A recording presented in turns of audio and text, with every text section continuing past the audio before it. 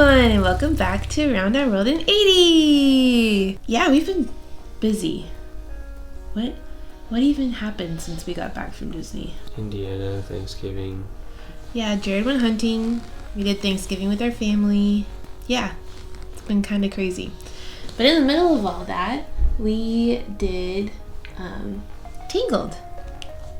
Now, before we go into all the craziness surrounding this particular activity, let's do the history of Tangled according to Wikipedia. So Tangled is a 2010 American 3D computer animated musical adventure film. It is based on the German fairy tale Rapunzel in the collection of folk tales published by the Brothers Grimm. It is also the 50th Disney animated feature film. Before the film's release, its title was changed from Rapunzel to Tangled, reportedly to market the film as gender neutral. Yeah, I guess I can see that. They don't want to give the impression that it's a movie just for girls or whatever. So the concept of an animated film based on the Brothers Grimm fairy tale Rapunzel originated from Disney's supervising animator Glenn Keane in 1996. In 2001, Keane pitched the idea to then Disney CEO Michael Eisner, who approved it, but requested the film to be computer animated. However, Keane was hesitant as he felt computer animation was not quite as fluid or organic as traditional animation was. On October 2003, the film was announced as Rapunzel Unbraided, as a computer animated feature scheduled for a 2007 release, which Keane described as a Shrek-like version of the film that revolved around an entirely different concept. Keane said of the original plot, "It was a fun, wonderful, witty version, and we had a couple of great writers. But in my heart of hearts, I believe there was something much more sincere and genuine to get out of the story, so we set it aside and went back to the roots of the original fairy tale." In November 2005, Unbraided was pushed back to a summer 2009 release in order to give Keane more time to work on the story. Blah, blah, blah, blah, blah. It had originally been announced in April 2007 that Annie-nominated animator and story artist Dean Wellens would be co-directing the film alongside Glenn Keane. On October 9th, 2008, it was reported that Keane and Wellens had stepped down as directors due to other commitments and were replaced by the team of Byron Howard and Nathan Greno, director and storyboard director, respectively, of Disney's 2008 animated feature Bolt. Keane stayed on as an executive producer and animation supervisor while Wellens moved on to developing other short and feature films. After the film's release, Keane revealed that he had stepped back from the role of director because of a heart attack in 2008. So on September 10th, 2009, it was announced that actress and singer-songwriter Mandy Moore had been cast as the voice of Rapunzel, and actor Zachary Levi would provide the voice of Flynn Rider. Moore later expressed that she had dreamed to be a Disney princess since she was young and said that with the role of Rapunzel, she had fulfilled her ultimate childhood dream. So even though the film was made using computer-generated imagery, Tangled was modeled on the traditional look of oil paintings on canvas. Tangled premiered in Paris on November 17th, exclusively screening at the Grand Rex Theatre 2 weeks in advance of its French-wide release. With over 3,800 tickets sold on its opening day, it set a new record for films showing in a single theater. It had a worldwide opening weekend of $86.1 million and reached the summit of the worldwide box office once on its 11th weekend with $24.9 million. Tangled earned over $200 million in North America, over $390 million in other countries, for a worldwide total of $591 million and some change. Almost 592. Yeah. It was the third Disney film appearing in the top 10 films of 2010. As of 2017, it was the sixth highest grossing film worldwide produced by Walt Disney Animation Studios behind Frozen, Zootopia, The Lion King, Big Hero 6, and Moana. Rotten Tomatoes gives the film an approval rating of 89% based on 219 reviews. The website's critical consensus is, while far from Disney's greatest film, Tangled is a visually stunning, thoroughly entertaining addition to the studio's classic animated canon. So, with that said, what do you think of Rapunzel? You mean Tangled? Tangled. I agree with the visually stunning part of it. Mm-hmm. I think the story is comical and fun. I remember my roommates watching Tangled when we were in college, and they kept telling me how much I would love it, and I was kind of like, yeah, it looks a little weird. And then I finally watched it, and I'm like, stupid Maddie, why have you not watched this before now? Because it's now my favorite movie of all time. But no, I love how she is driven by her dreams. I love the moment in the boat, like right before the lanterns go off, where she starts questioning, like, okay, if I reach my dream, then like what do I do? Like, what do I do with my life? I love how like they say it's visually stunning, but like the artwork of Tangled really speaks to me in a really unique way. There's a lot of green. She likes green. There's also a lot of pink, and I don't really like pink that much. But yeah, in Rapunzel's character, she's always so optimistic despite everything that's going on. And while I strive to be like that, it's definitely a struggle. So I more admire and aim to be like her than I am actually. I also like how they poke fun at themselves in the middle of the movie, like as far as Disney goes. When he's asking why everyone's singing? Yes. So we originally planned to do this in October.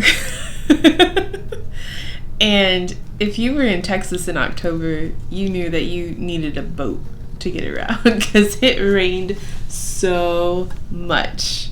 It was so frustrating. And we had planned this whole day where Reagan was going to go hang out with the grandparents, and we were going to get to go do this thing, and then it ended up not happening, and it was not fun. Yeah, not as much fun as it should have been. No.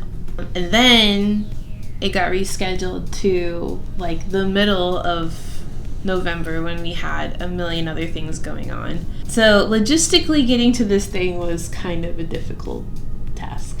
Yeah, you could say that. So yeah, with all the scheduling craziness that happened, we still were able to get Reagan dropped off, and then it was way out on the northeast side of town, so we had to drive over there, which was like an hour and 15 minutes to get there. Got out there, had to drive through this field. Which, timeout. So back in college, A&M does a tradition called Bonfire, where at the end of the season for football, they go... Before the last big home game. Yeah. They go to a ranch, one of the privately owned ranches out there. They rent it out, stuff like that. And they have a huge bonfire, and that's where you do yell practice and stuff like that. And the year that we went, it rained very extensively, and we ended up getting stuck waiting for people to get unstuck. Well, a 3 or 4 hour event turned into like a 9-hour event, 10-hour event, because the guys that were out there with their big 4x4 trucks ended up having to stay the entire night to pull all of the people that came out in their little Toyota Yaris's and whatnot out of the mud, because the ground was hard enough to drive on once or twice, but once more than one vehicle went over it, it started to rut really bad. Yeah. And then, I mean, there's thousands of cars there, so I remember I really walked maybe a good 15 minutes across the parking lot field to the funnel cake food truck, bought funnel cakes, and walked back, and Jared was still in the same spot. Not because I was stuck, but because everyone around me got stuck. Yes, so that was a nightmare in itself. So as we're pulling in, we both look at each other because there's like ruts in the field, and we both were like, is this going to be like another bonfire thing? We were having flashbacks. It was bad. But we didn't get stuck, thankfully. No, the ground was a lot harder than a bonfire. But I don't think that getting in was a very big deal. Like, you had the ticket, they scanned it, you could have the ticket on your phone.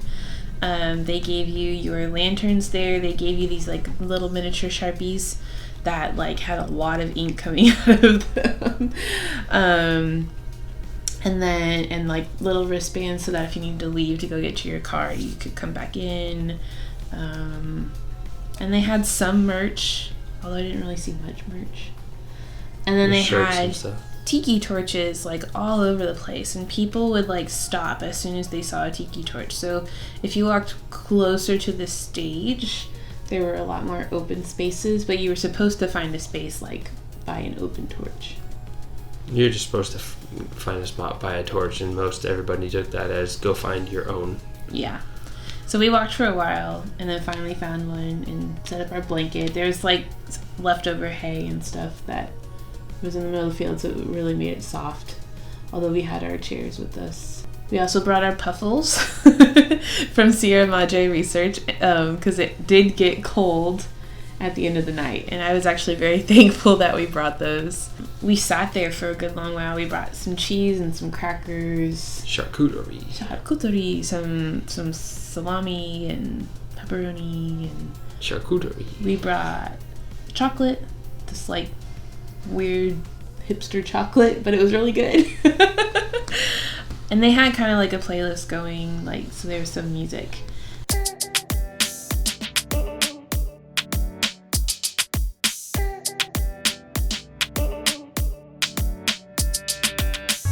Alright, so we're here with, thousands of our closest friends. And we staked out our spot next to our little tiki torch, where hopefully the speakers won't completely ruin the audio on this. Say hello. Got all the essentials going. The charcuterie, the hummus, and the cheese, and the gluten-free crackers. What? Apparently we're supposed to write like hopes or dreams or stuff like that. I don't know what to write. You could write one of those Japanese poems that's like 535.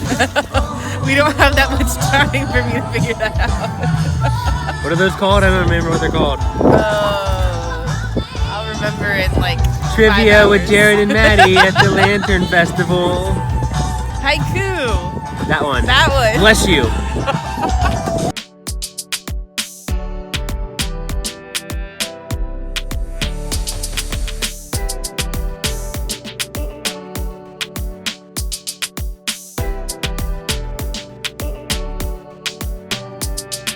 And then that's kind of where things took a really sad turn. They had a one-man band guy come up, and he was supposed to be the entertainment, and he was very talented. But he tried to do a little too much sometimes. Some of the songs were pretty good. Mm-hmm. I mean, he had to build them all with loops and stuff, but sometimes he got way too many loops involved, and it just became kind of a mess of noise. And then his other thing that we thought was a little funny was he would shout out, sing along if you know the words, and then he would improvise all of the lyrics to the songs. Yeah, he would like change the lyrics. He would change all the lyrics. So there's no way you could sing along because you had no idea what he was going to say, because he was like singing about that night and the stuff they're going to do, and like, hey Texas and stuff like that. The worst part for me was when he had somebody request a song and he didn't know the song, sing it. And then he like had some random girl come up and sing it, and she could not sing at all or hold a rhythm. No. So that was about a good 5 minutes of assault on the ears. And then there were a few times, I know Jared probably could care less, but he was like doing the loops and stuff, but he was flat on the loops, and then he was flat or sharp like on the harmony on live part, and I lost it. I was just like, this is so stupid. We were joking that it's one-man banding happening right now. I hereby knight thee, so one-man bandington. So one-man bandington was not our favorite entertainment, and I'm not sure if like they had different entertainment originally scheduled and then had to find a replacement for like this one since it was a makeup day. I don't know if that's the way they do it every single time, but that was definitely not something I was a fan of, unfortunately. But then we got to the good part. Finally got to where it's dark enough and they started lighting all the tiki torches, and then we got ready to go, and they gave the word, and everyone started kind of lighting not their tiki torches, started lighting their lanterns. Yeah. And it took a good 2 minutes or so to get it to where it was ready to fly, but once it did, that was really cool.